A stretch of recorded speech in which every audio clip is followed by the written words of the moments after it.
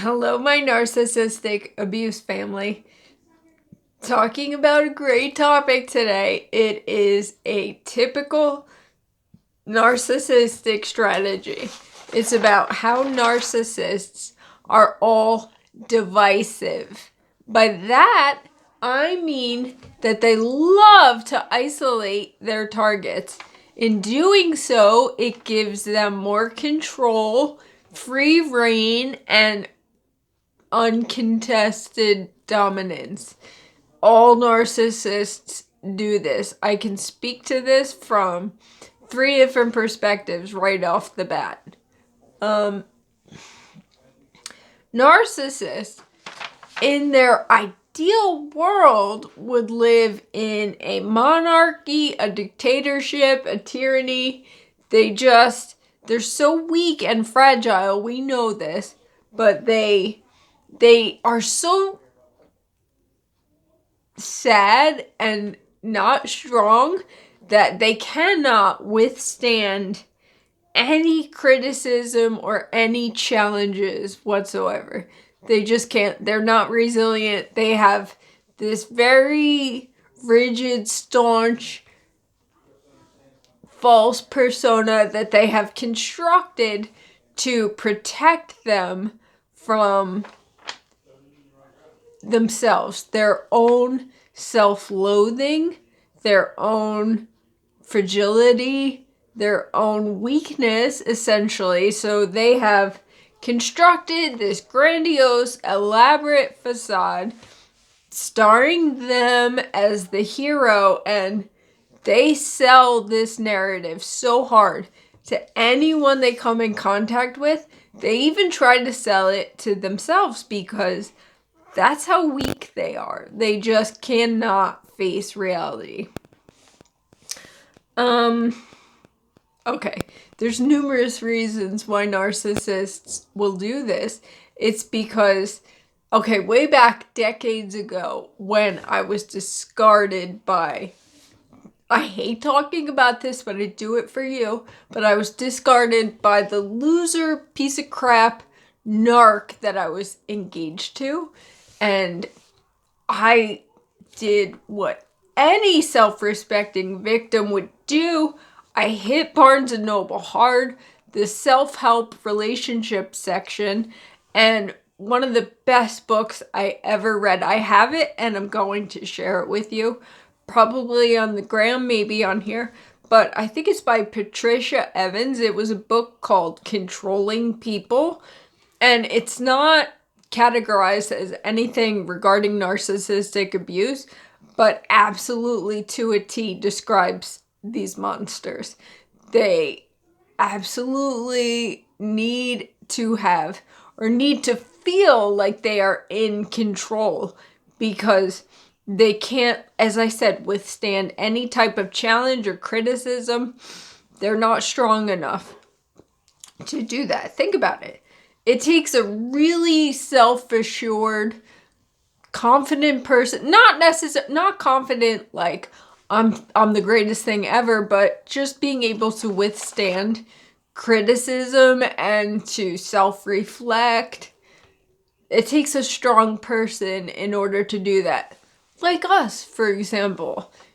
Anyone that is on a path to better themselves or to heal their wounds, we're cycle breakers, man. Like, our feeble parents, whomever the narc was in your life, didn't have the strength to do this, but we're doing it. Back to narcissists being divisive. They are scared of the unknown, unanticipated variables. So they target us. They love to isolate their victims, ensuring that we don't have any support systems, that they're it for us. So they can abuse us accordingly, treat us like crap, and nobody's gonna advocate for us. Stand up and be like, that's messed up. Like, he shouldn't be treating you that way. She shouldn't be treating you that way, whatever. So basically, united we stand, divided we fall. It's so true. And, the narcissists, they like to divide and conquer kind of a thing.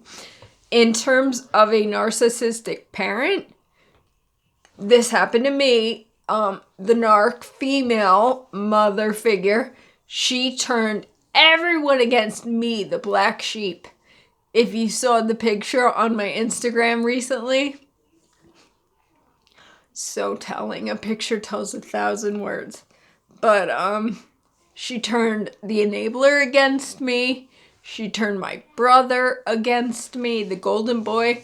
So there was no substantial relationships anywhere. And I'm not necessarily sure that they do this consciously, but they do this because they don't want any threats. They don't want any opposition to their mistreatment of us, to their abuse. So if you have a parent, they're absolutely destroying the family unit. They're turning everyone against everyone else. If you were the black sheep, such as myself, you know this all too well. But even with like the golden child, with the lost child, no one is safe from this dynamic. It affects absolutely everyone. So a narcissistic parent, that's easy. A narcissistic partner, oh my goodness, you guys. So let's take a trip back to like the early 2000s. That's when I was enduring this horrific dynamic. But I had this girlfriend, Allison. If you're watching, I love you. I'm talking about you. But she became my sorority sister. We spent like every day together. We were just attached at the hip. And I loved her. And I still love her. But when I met the narc, she saw through his crap.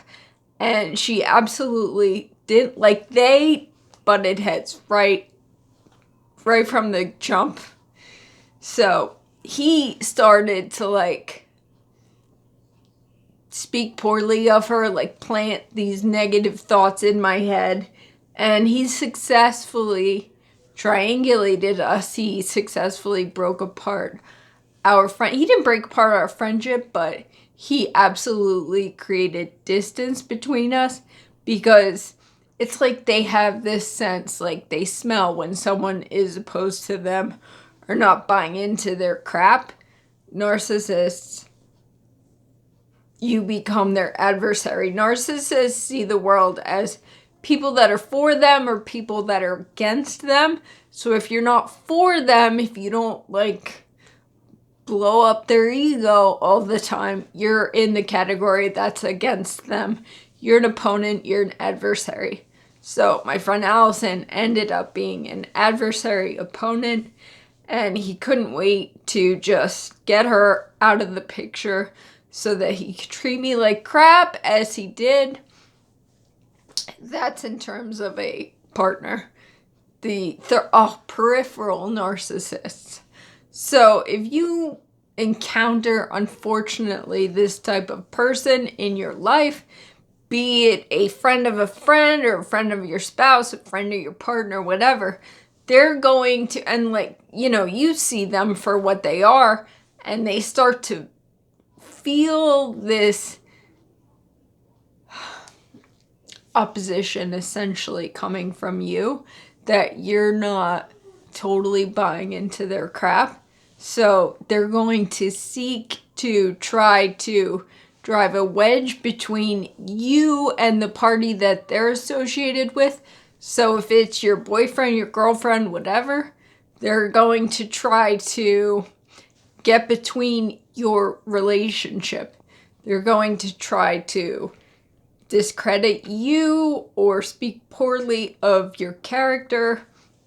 It's just what they do. It's all they know, man. They were like so immature and weak. Like I said, they can't withstand any criticism, any aversion, any opposing parties in their lives. So like they have a very controlled world, controlled environment. I mean, the toxic duo, they go to the same flippin' restaurants, they go to the same church, they run in the same circles because they can't stand anyone that's not going to, blow sunshine up their skirt kind of a thing, or praise them saying that they're so great. But, we're educating ourselves and we see these people from a mile away. Just know that they're going to be divisive. That is one of their main strategies, one of their main tactics.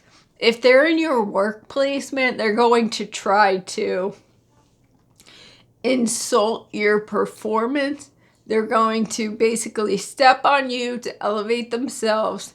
They're going to criticize your work, your performance, your dedication. These people are sick. They're twisted, they're sadistic, but most of all, they're weak, so they're divisive. This is what they do. They seek to divide and conquer. They love to isolate their victims. They don't want you to have any type of support that will call them out on the abuse, on the mistreatment that they are inundating you with, because they absolutely are doing that.